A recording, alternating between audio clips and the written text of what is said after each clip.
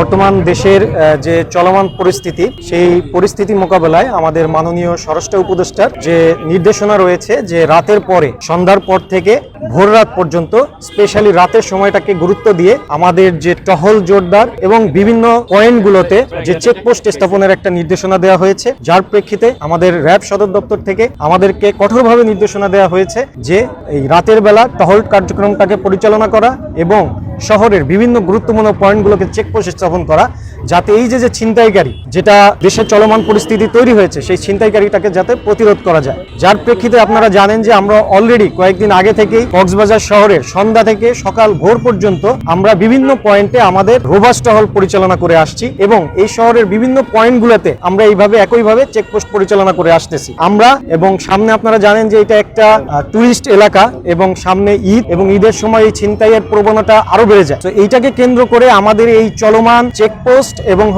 যে টহল, এটা জোরদার থাকবে এবং আমাদের র্যাব 15 পক্ষ থেকে এই ছিনতাইকে কোনো ধরনের ছাড় দেওয়া হবে না। এই ছিনতাইকে প্রতিরোধ করার জন্য কক্সবাজার স্পেশালি টুরিস্ট শহরটাকে ছিনতাই থেকে প্রতিরোধ করার জন্য আমাদের র্যাব 15 এই টহল এবং কার্যক্রম অব্যাহত থাকবে।